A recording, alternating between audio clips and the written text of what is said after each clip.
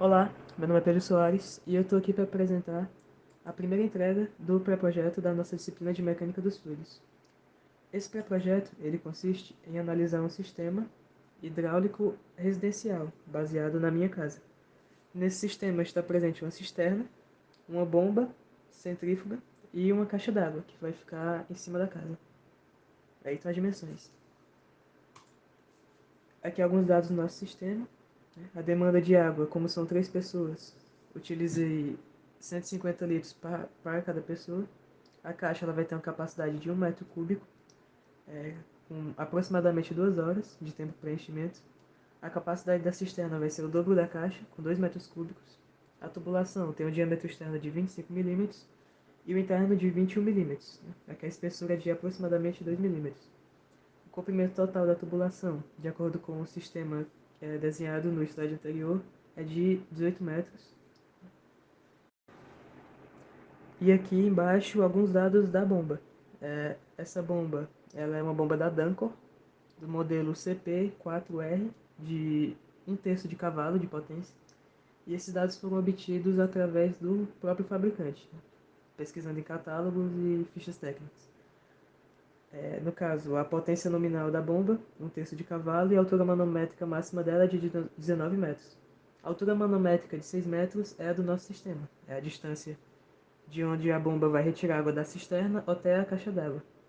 E essa vazão de 7,7 corresponde à vazão para essa altura de 6 metros. Esse dado foi retirado da curva característica da bomba. Aí também tem a imagem da caixa d'água em cima e da cisterna embaixo da bomba. Um ponto importante para a gente entender, antes de começar a analisar o sistema, são algumas propriedades que compõem ele.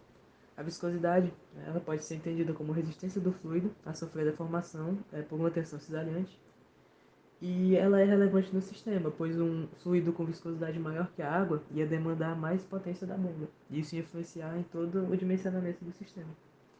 A massa específica e volume específico também, elas correspondem à massa ou ao peso da substância dividido pelo seu volume.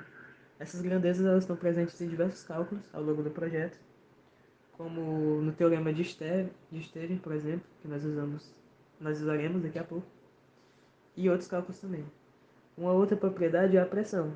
A pressão ela pode ser entendida como uma força exercida por uma unidade de área de uma superfície e também é algo que vai estar presente durante o projeto inteiro. Para essa diferença de pressão estática, nós vamos utilizar o teorema de Stevin, que diz que a diferença de pressão estática ela vai ser igual a massa específica vezes a aceleração da gravidade, que é igual ao peso específico, isso multiplicado pela diferença de altura. A diferença de altura do sistema vai ser de 6 metros, que é do ponto onde a bomba vai puxar água da cisterna até a caixa d'água. A massa específica da água utilizada é 1.000 kg por metro cúbico e a aceleração da gravidade igual a 9,81 metros por segundo ao quadrado. A gente obtém esse resultado de 58,86 kPa. Agora, para o dimensionamento da torneira boia, ela é um item muito importante no nosso sistema, pois ela que é responsável por interromper o fluxo de água na caixa d'água quando necessário. E aqui nesse desenho nós podemos perceber as forças atuantes que serão utilizadas nesse cálculo de dimensionamento. Temos o Fx, que é a força exercida pela água que está chegando na tubulação, o P, que vai representar o peso da boia, e o E, que é o empuxo, que é a força que a água exerce sobre a boia. E aqui a gente tem o somatório de momentos, a equação. Aqui a gente dá prosseguimento encontrando algumas forças que estão atuando nessa boia. O F de x ele pode ser entendido como multiplicação entre a pressão da água e a área interna da tubulação. A pressão da água ela vai ser calculada aqui como a diferença entre a altura manométrica máxima da bomba menos a diferença de pressão estática, que é utilizando a altura manométrica de 6 metros, né, que é do nosso sistema e foi encontrado no item anterior. Com esses resultados, multiplicando pela área interna, nós obtemos essa força da água. Aqui do lado direito, encontrei o peso da boia em função do diâmetro. Esse peso foi encontrado através da equação de massa vezes a aceleração da gravidade, colocando a massa aqui como volume multiplicado pela massa específica. Nesse caso, eu considerei o volume interno como sendo 98% do volume externo. Ou seja, a espessura da boia ela é de 2% do volume do diâmetro externo. E aí a gente obteve essa relação. E a última força atuante aqui na somatória de momentos é a força do empuxo. Pode ser entendido como peso específico da água multiplicado pelo volume. O volume da boia, no caso. E aí, utilizando todas essas equações, nós encontramos o diâmetro de 17,22 centímetros.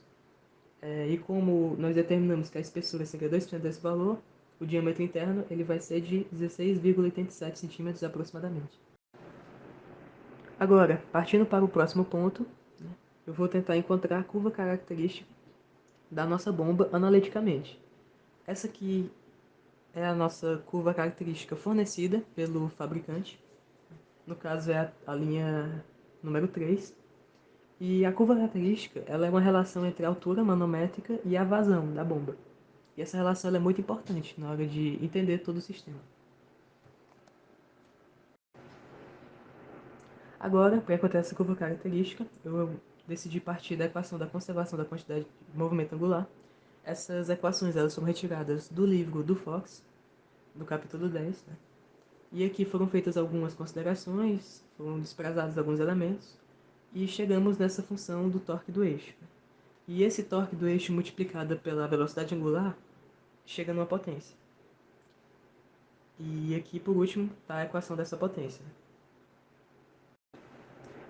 De posse dessa equação da potência, nós vamos utilizar a equação da altura manométrica, juntar essas duas, e desenvolver um pouco até chegar aqui, onde a altura manométrica é igual ao 2 vezes Vt2 dividido pela aceleração da gravidade. O V1, Vt1 e o 1 vão ser desprezados, porque a gente vai assumir que a velocidade de entrada do rotor, que é o U, vai ser perpendicular à velocidade tangencial, porque o fluxo de admissão ele é radial, ou seja, o Vt1 vai ser igual a zero. E aí a gente pode fazer essa simplificação. Aqui tem algumas relações utilizando o triângulo de velocidades, né, para encontrar essa relação de Vt2, onde o Vt2 vai ser igual a U2 menos Vr2 vezes a cotangente do ângulo beta. E aqui, por último, a gente aplica essa relação na equação da altura manométrica anteriormente e obtém essa fórmula. Essa fórmula, substituindo todos os valores pelos valores que nós encontramos através de catálogo, de ficha técnica, dá essa função afim. Né? E com essa função afim, de altura em função da vazão, podemos plotar o gráfico, né? Foi plotado no Google Planilhas, e comparar ele com o gráfico dado pela fabricante. É possível a gente perceber aqui que esse gráfico ele é bem diferente do dado pelo fabricante. Né?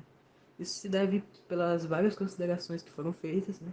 Além de que a metodologia do fabricante ela é muito mais sofisticada, além de ter testes empíricos para tentar chegar o mais perto possível da realidade, enquanto a nossa é feita analiticamente, por isso acaba dando essa discrepância. Aqui por último estão alguns dados que eu obtive, né? Alguns do fabricante da bomba, outros de uma torneira boia que eu usei de referência para o nosso sistema. E é isso. Muito obrigado pela atenção.